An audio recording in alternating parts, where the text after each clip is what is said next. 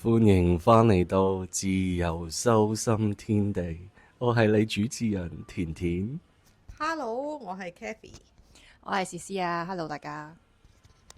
大家係咪好古怪？點解今日會有呢個特別節目呢？因為係期間限定，知道大家修心又好，唔修心好嘅朋友都有機會拜祖先啦。因為都係清明節嘅附近。咁今日我哋都想探討下祖先啊、靈魂啊或者鬼魂同修心嘅關係。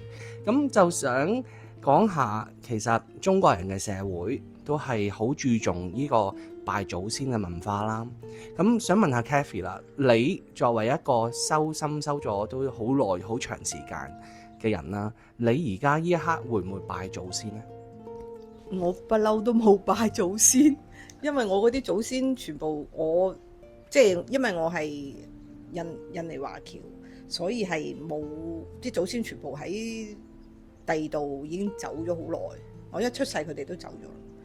不過我記得呢，我細個嗰陣時呢，我爸爸有叫我，即係佢喺有照片噶嘛，喺屋企拜，唔係拜山咁樣拜。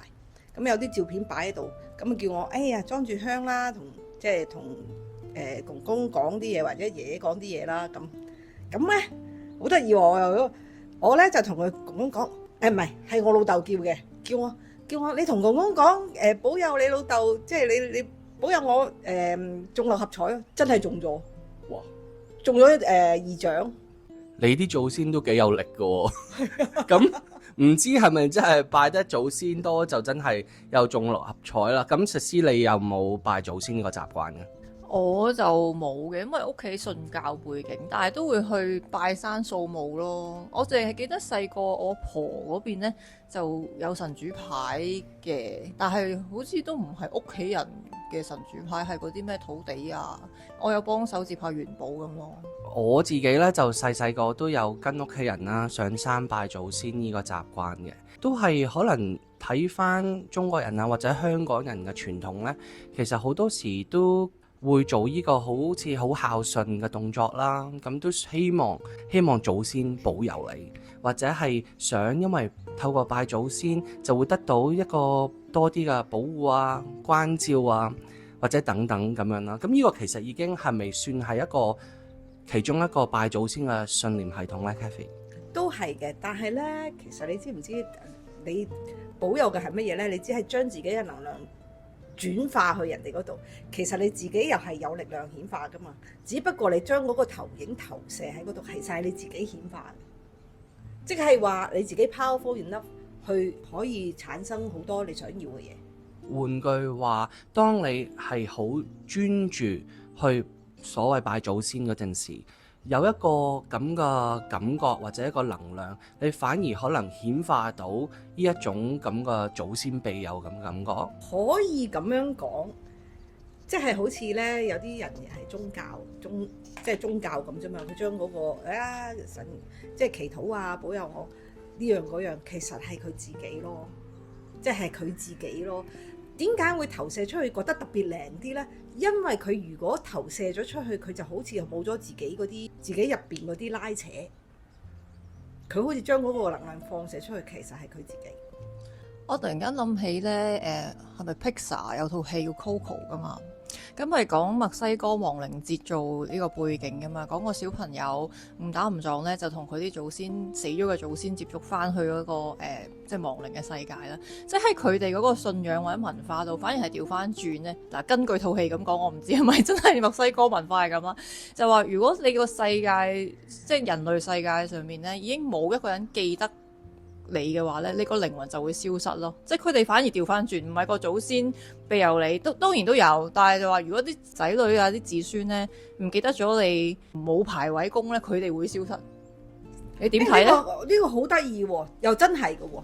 點解咧？因為好多靈魂咧仲留喺呢個世界上咧，係有啲人唔捨得佢走，唔係佢第一，可能佢有啲執着唔想走，但係有啲咧係有啲人係唔捨得佢走，所以有條線拉住。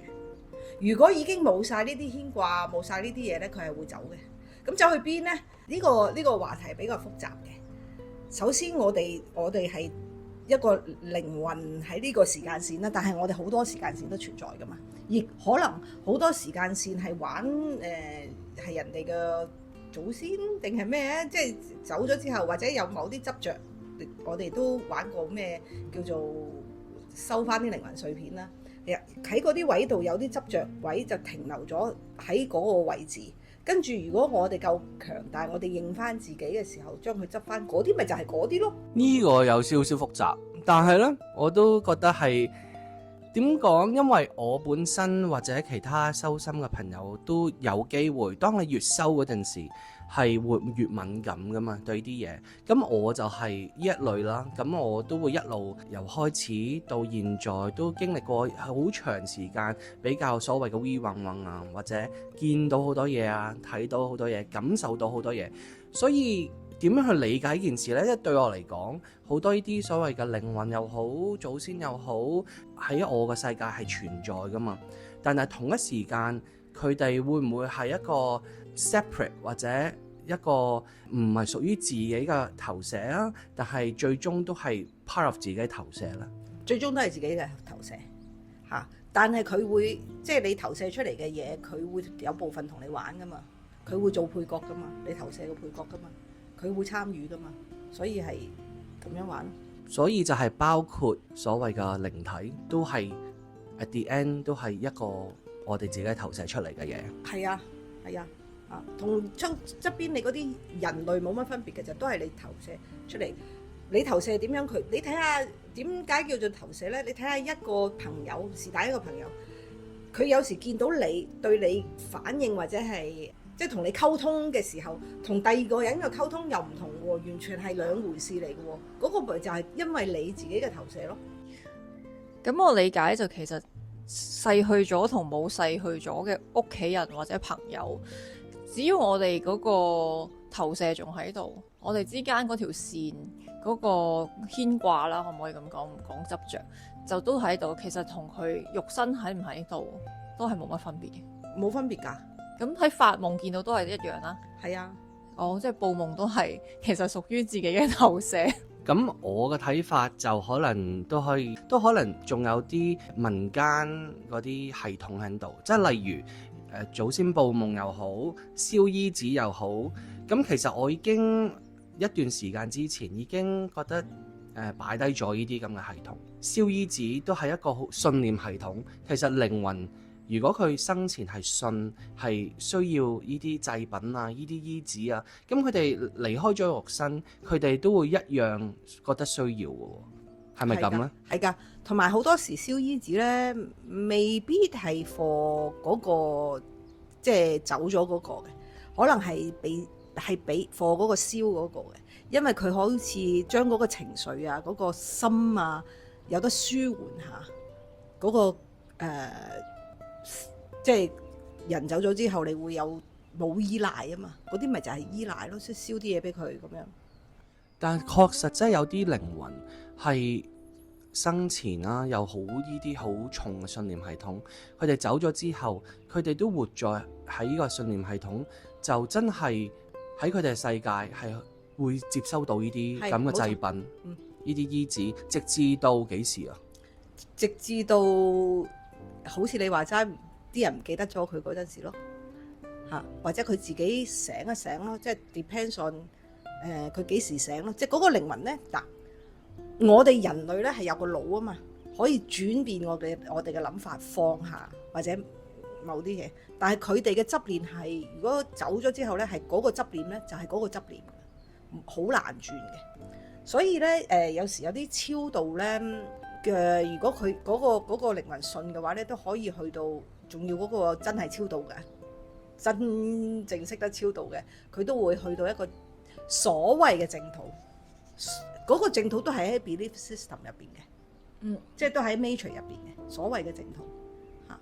所以但係我哋玩認翻我哋自己做翻真我嘅時候咧，當佢見到，因為佢係見到噶嘛，嗰個靈魂係見到我哋噶嘛，見到我哋嘅光咧，佢話哦，原來我係咁樣嘅，因為全部都係鏡子啊嘛。跟住佢認翻佢自己咧，佢就自己會走嘅。走去邊度啊？走翻去源頭咯，再 depends on 佢想點玩。即係已經玩完呢、一個死咗之後去邊，或者佢相信原本玩緊嗰個系統，無論係道教玩地獄定係其實天主教都有，好多唔同嘅，係啊，咁都可以完結咗呢一部分嘅體驗，就去第二度啦，咁樣。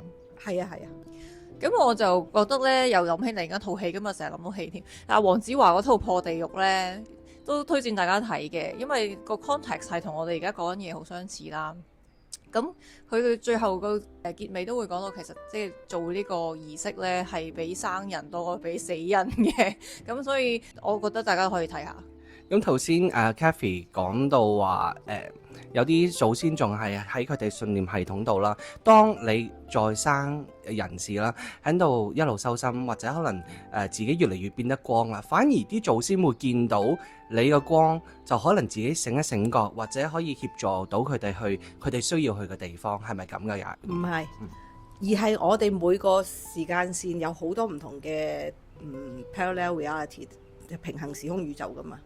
而你收咗心咧，你就係對住嗰個祖先咧，係已經係聖人，即係已經係得到咗嘅。因為自己係啦，嗰個頻率啊嘛，自己嘅頻率去到某個 level 嘅啫嘛。所以當你自己嘅頻率去到某個 level，你睇到你個祖先同樣係已經係升咗先啦，到。哦，原來係咁。不過呢度都想分享一個小故事啦。咁我記得係有關於祖先嘅。我記得有個朋友同我講，咁佢都係識通靈啊，同祖先溝通啦。咁佢有個客人問佢想睇下啲祖先可唔可以保佑下佢啊，庇佑下佢啊，或者有啲事情要處理啦，需要祖先嘅力量，咁就叫我個朋友去通啦，即係通靈啦。咁呢，就我朋友都幾資深嘅，咁佢通到某個位呢，佢就同個客人講：我諗我唔係好幫到你，你啲祖先都應該唔係好幫到你。咁個客人就問：點解係咪祖先唔夠力啊？要唔要燒多啲衣紙啊？要唔要點樣祭祖多啲？等佢多啲力量啦。咁我朋友就話唔係啊，因為通得太勁，通咗去原始人啲祖先度，佢哋只係山窿嗰度入邊住，咁佢哋幫到你最多係幫你打獵啊，或者點樣生火啊。所以其實呢個祖先系統，當我聽到故事，我有一個好大嘅啟發，就真係其實信念系統會唔會係近代先出現嘅系統呢？ Kathy 係嘅。你睇邊以前邊有衣紙啫，即係再都係人類製造出嚟嘅啫嘛，所有嘢。所以 anyway 人類製造咗出嚟，咁一群人信嘅，慢慢成個嗰個大圍就信噶啦，咪變咗collective 嘅信仰咯。即係好似風水啫嘛，風水你話喂，你估外國有冇風水咁？佢都冇乜，即係除咗有啲而家開始信中國嗰啲風水嘅時候嚇。你睇下咩山墳啊，咩外國邊有呢回事啫？係中國先有啫嘛，我哋中國先有呢個 belief system 啫嘛。係啊，佢哋冇話唔可以住喺骨灰龕隔離啊，即係有咩罩忌冇嘅。我好記得我喺德國住咗3年喺個墳場隔離，係一啲事都冇。咪就係咯，所以係 depends on 嗰個成個collective 嘅信念咯。咁即係其實都係嗰句啦。自己要真係開始修心，咁你個世界、你嘅投射先會變啦。咁雖然你啲祖先同一時間，當我哋自己去到一個下一個等級或者修心有啲下一個 level，咁佢哋同一時間都會迎合到我哋自己嗰一刻嘅 level，係咪咁樣？係，你可以睇下，你唔好話祖先啦，你睇下你自己過咗一個即係。轉化咗一樣嘢，或者過咗一個關之後，你睇下你身邊嘅人係咪完全唔同晒，好似變咗第二個人咁樣。呢個就係我哋之前其他集數有講過嘅，你收咗內在，外境就會轉變。係啊，咁所以清明時節，如果大家都會想繼續呢個中國人嘅傳統又好，係水拜祖先又好，其實係咪都係睇下自己入邊嘅需要？點解要做呢件事？係咪想思念我祖先啊？或者去做一個孝子賢孫啊？係多過個祖先實際嘅需要呢？係全部都係自己嘅投射，冇錯。